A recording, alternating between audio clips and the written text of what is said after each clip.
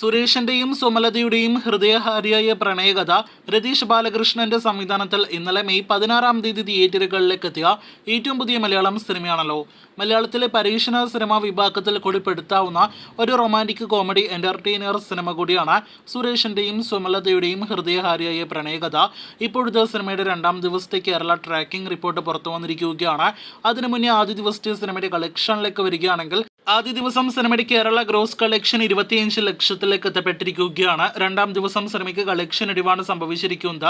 ഇന്നലെ ഇതേ സമയം 11 ലക്ഷത്തിന് മുകളിലാണെങ്കിൽ ഇന്ന് 10 ലക്ഷത്തിൽ പരമാണ് ചിത്രത്തിന്റെ കേരള ട്രാക്കിംഗ് ഗ്രോസ്. അപ്പോൾ ആദ്യ ദിവസത്തെ കളക്ഷൻ വെച്ച് നോക്കുമ്പോൾ അതിനോട് അടുത്തൊരു ഹോൾഡ് സിനിമയ്ക്ക് 2-ാം ദിവസവും ഉണ്ട്. അത് നൽകുന്ന സൂചന ശനി ഞായർ കളക്ഷനിൽ ഒരുപക്ഷെ വർധന സംഭവിക്കാം എന്ന് തന്നെയാണ്.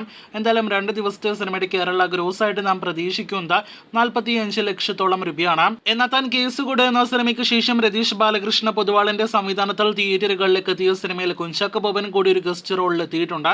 സിനിമ ഒരു പരീക്ഷണ സിനിമ എന്ന നിലയിൽ അത്ര മികച്ച അഭിപ്രായങ്ങളല്ല ആദ്യ ദിവസം നേടിയെടുത്തത്. ആദ്യ 2 ദിവസങ്ങളിൽ ഇതുപോലെ അതല്ലെങ്കിൽ അതിനേക്കാൾ മെച്ചപ്പെട്ട ഒരു കളക്ഷൻ അടുത്ത 2 ദിവസങ്ങളിൽ കൂടി സിനിമ നേടിയെടുക്കാം. എന്നാൽ സിനിമ തിയേറ്ററുകളിൽ വിജയിക്കുക നിലവിൽ അസാധ്യം എന്നാണ് നാം മനസ്സിലാക്കുന്നത്. എന്തായാലും രാജേഷ് മാധവൻ നായകനെ എത്തിയ സിനിമയുടെ വരും ദിന ബോക്സ് ഓഫീസ് റിപ്പോർട്ടുകൾ കേട്ട് ട്രാക്കിംഗ് കളക്ഷൻ റിപ്പോർട്ടുകൾ കേട്ട് പ്രേക്ഷകർ കാത്തിരിക്കൂ.